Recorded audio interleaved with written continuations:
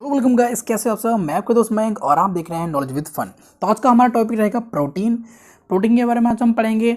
ठीक है, उससे पहले मैं आपको बता देना चाहता हूँ, अगर आपने चैनल को सब्सक्राइब ना किया हो तो चैनल को सब्सक्राइब कर लें। यहाँ पर आपको बीएससी बायोलॉजी के सारे नोट्स मिल जाएंगे और आपको अच्छी लैंग्वेज में, बहुत ईजी लैंग्वेज में मैं आपको समझाता हूँ, आपको जिससे याद हो जाए।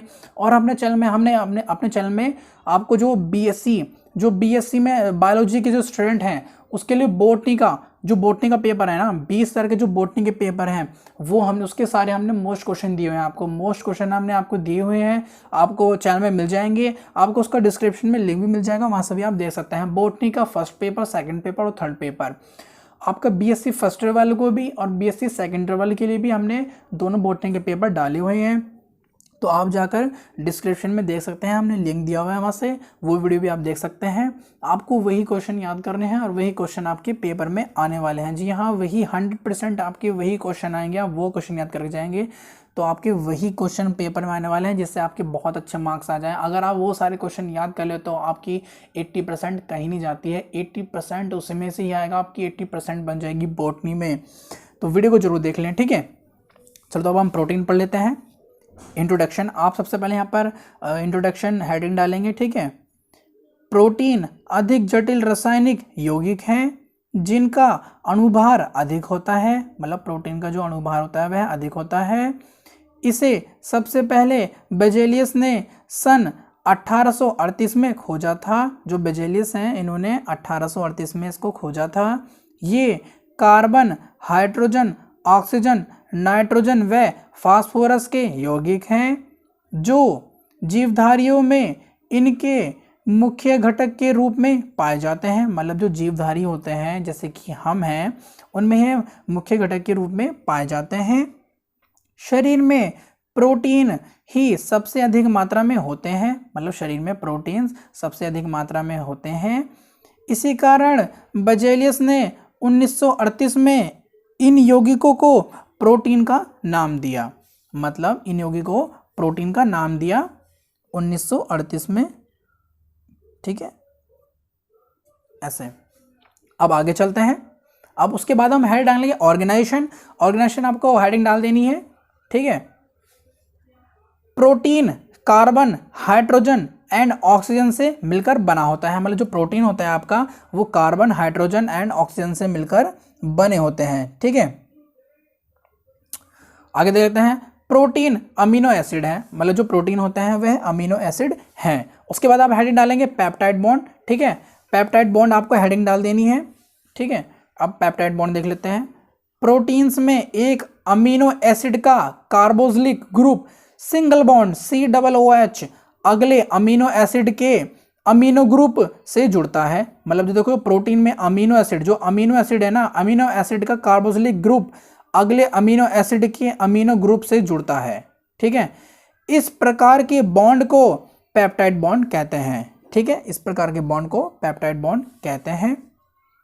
आगे देख लेते हैं। एक पेप्टाइड बॉन्ड बनने में जल का एक अणु मुक्त हो जाता है। ठीक है, जब एक पेप्टाइड बॉन्ड बनता है तो जल का एक अणु मुक्त हो जाता है। ठीक है, अब आगे देख लेते हैं।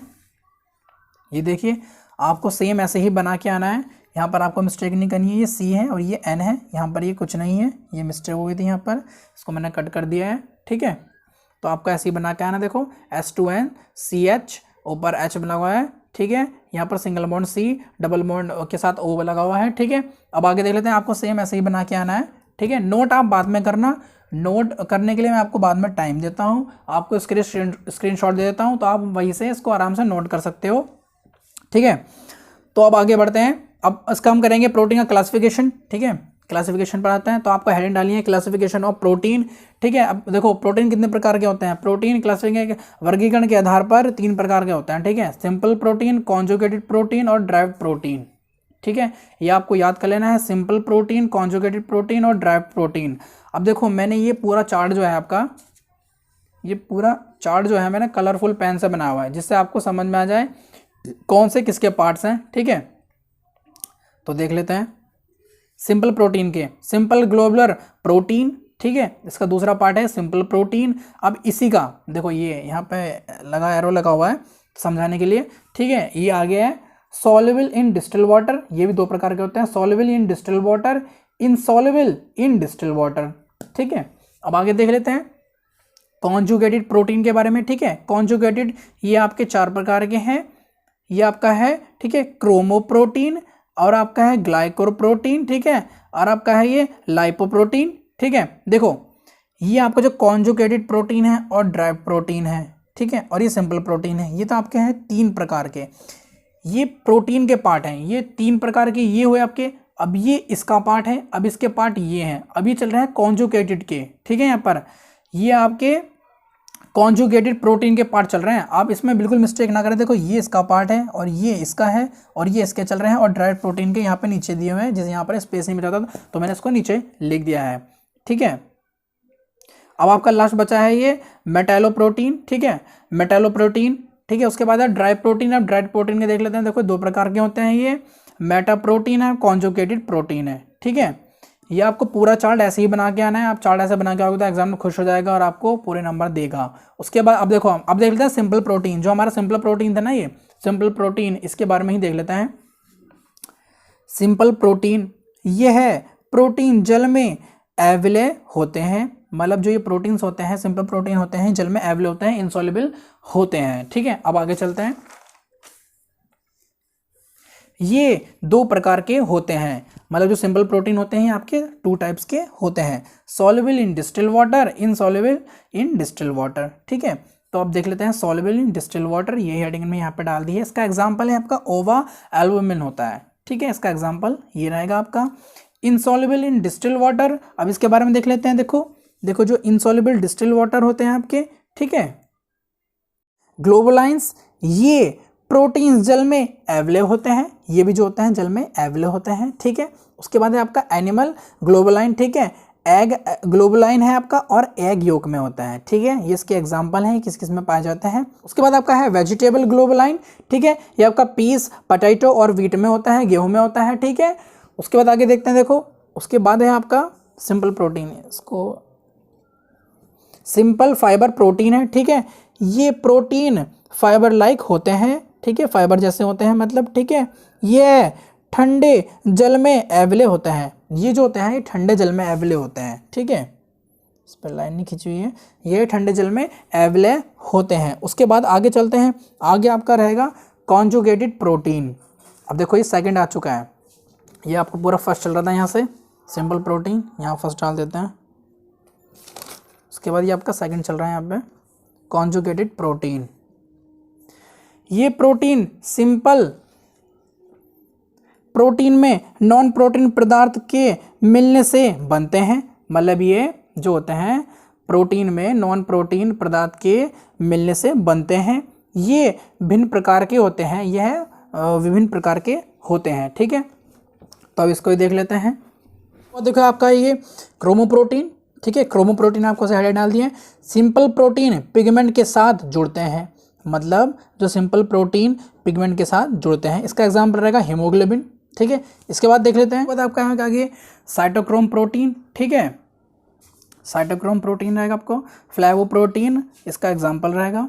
ग्लाइकोप्रोटीन जो है आपका ग्लाइकोप्रोटीन के कार्बोहाइड्रेट हैं। ठीक है, जो ग्लाइकोप्रोटीन है ग्लाइकोप्रोटीन के कार्बोहाइड्रेट हैं, इसका एग्जाम्पल रहेगा आपका प्लाज्मा। ठीक है, उसके बाद आगे चलते हैं न्यूक्लियोप्रोटीन। ठीक है, न्यूक्लियोप्रोटीन, इनमें प्रोटीन न्यूक्लियो एसिड के साथ जुड़ता है, मतलब ये होता है प्रोटीन जो होता है न्यूक्लियो एसिड के साथ जुड़ा रहता है। ठीक है, उसके बाद आपका है लाइपोप्रोटीन, इसमें प्रोटीन लिपिड्स के साथ जुड़ता है, मतलब जो ये प्रोटीन है ये लिपिड्स जो होते हैं उनके साथ जुड़ा होता है। ये ब्रेन, प्लाज्मा और मिल्क में पाया जाता है।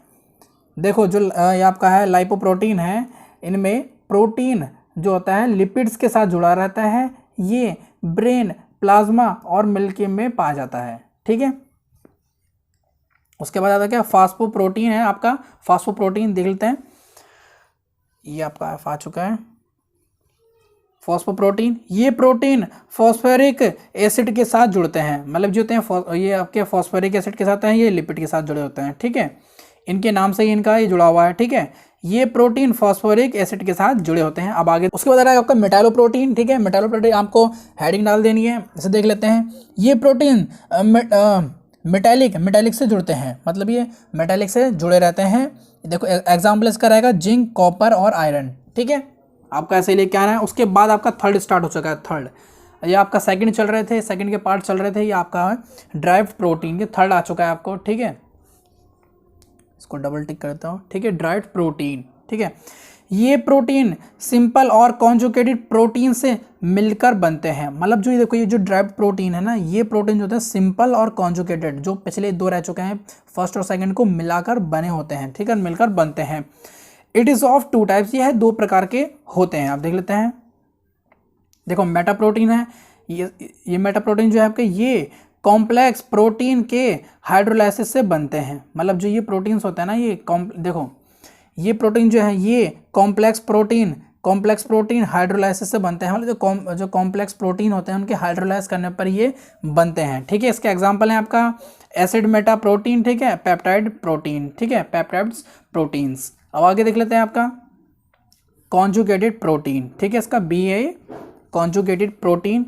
ये प्रोटीन को गर्म करने पर फलस्वरूप बनते हैं। ये प्रोटीन जो होते हैं प्रोटीन्स को गर्म करने के फलस्वरूप मिलते हैं, बनते हैं, ठीक है। उसके बाद आपका रहेगी स्ट्रक्चर। अब आपको लास्ट में बस प्रोटीन की स्ट्रक्चर देनी है, तो आप हेडिंग डालेंगे स्ट्रक्चर ऑफ प्रोटीन। प्रोटीन की संरचना 3 प्रकार की होती है, मतलब जो प्रोटीन की संरचना होती है वह 3 प्रकार की होती है, प्राइमरी, सेकेंडरी और tertiary. Primary structure of protein, secondary structure of protein, tertiary structure of protein, ठीक है। आपको ऐसे ही नाम लिख के जाने हैं। उसके बाद हम देख लेते हैं जो आपका प्राइमरी स्ट्रक्चर जो आपकी है प्रोटीन की, उसके बारे में देख लेते हैं। आपको हेडिंग डाल देनी है दोबारा, प्राइमरी स्ट्रक्चर ऑफ प्रोटीन। जब बहुत से अमीनो एसिड न्यूक्लियोटाइड श्रृंखला में पेप्टाइड बॉन्ड द्वारा जुड़े रहते हैं तो वह प्रोटीन प्राइमरी S+ बनते हैं, S+ अमीनो एसिड होते हैं, ठीक है। तो ये आपकी प्राइमरी उसके मतलब प्रोटीन के बारे में हो चुका है। अब आपको उसका डायग्राम बना के आना है, ठीक है, ऐसे ही ये आपको पूरा डायग्राम बना के आना है, कलरफुल पेन से आपको डायग्राम बनाने आने चाहिए, ठीक है। अब आगे बढ़ते हैं, अब देख लेते हैं सेकेंडरी स्ट्रक्चर ऑफ प्रोटीन, ठीक है। आप सेकेंडरी स्ट्रक्चर आ चुकी है प्रोटीन की। प्रोटीन की प्राइमरी स्ट्रक्चर इतनी कुंडलित होती है, देखो इतनी कुंडलित होती है, मतलब वो इतनी मुड़ी मुड़ी होती है, इतनी कुंडलित होती है कि वह कभी सीधी नहीं हो सकती, मतलब वह इतनी मुड़ी होती है कि वह कभी सीधी नहीं हो सकती। ये कुंडलित प्रोटीन का सेकेंडरी स्ट्रक्चर बनाती है, ये जो होती है सेकेंडरी स्ट्रक्चर बना देती है। यह हाइड्रोजन बॉन्ड द्वारा एक दूसरे से जुड़े रहती हैं, मतलब जो है एक दूसरे से जुड़ी होती हैं, हाइड्रोजन बॉन्ड के द्वारा ही जुड़ी होती हैं। अब इसका डायग्राम देख लेते हैं आगे, ये आपका डायग्राम रहेगा, ठीक है। अमीनो एसिड एंड ग्रुप्स, ठीक है, हाइड्रोजन बॉन्ड, ये आपका जो है हाइड्रोजन बॉन्ड है, यहाँ पर देखो ये हाइड्रोजन बॉन्ड से जुड़े हैं, जो यहाँ पर लिखा है ये हाइड्रोजन द्वारा जुड़े रहती हैं, ठीक है। ये आपका हाइड्रोजन बॉन्ड है, आपको ये डायग्राम बना लेना है, ठीक है। अब आगे चलते हैं, अभी रहेगा आपका टर्सरी स्ट्रक्चर ऑफ प्रोटीन, ठीक है। तो ये आपकी टर्सरी स्ट्रक्चर है, ये NH3 है, ठीक है, कार्बन के साथ यहाँ पर डबल बॉन्ड के साथ O जुड़ा हुआ है, ठीक है, CH3CH, ठीक है, SS सिंगल बॉन्ड के साथ। तो आपकी ये टर्सरी आपकी प्रोटीन की टर्सरी स्ट्रक्चर है, ठीक है। तो बस इतना ही आपका क्वेश्चन है आपका प्रोटीन का। मैं आपको शुरू से दिखा देता हूँ पूरा। ये देखिए, सबसे पहले आपको यहाँ पे इसको इंट्रोडक्शन देना है, फिर ऑर्गेनाइजेशन देना है, फिर पेप्टाइड बॉन्ड्स बताने हैं, ठीक है। पूरा ये चार्ट आपको बहुत सुंदर बना के आना है, ये आपको पूरा अच्छे से बना के आना है, ठीक है। और आपको क्लासिफिकेशन जो है पूरा चार्ट अच्छे से बना के आना है, आपको पूरे नंबर मिलेंगे। ये क्वेश्चन अगर आप याद कर लेते हो ना, आपको पूरे 6 नंबर मिलेंगे, पूरे 6 नंबर, कोई नहीं काट सकता 6 नंबर, ठीक है। ये आपका पूरा रहेगा। अब मैं आपको इसके स्क्रीनशॉट दे देता हूँ, ठीक है। अब आप किसके स्क्रीनशॉट ले लेना, आप इसको आराम से नोट कर सकते हो। अब आप इसके स्क्रीनशॉट लीजिए, मैं इसको सीधा कर देता हूँ। अब आप इसके आराम से स्क्रीनशॉट ले लीजिए, आप इसको आप आराम से नोट कर लेना, ठीक है। अब आगे देख लेते हैं, ये अब लीजिए स्क्रीनशॉट। उसके बाद आगे चलते हैं,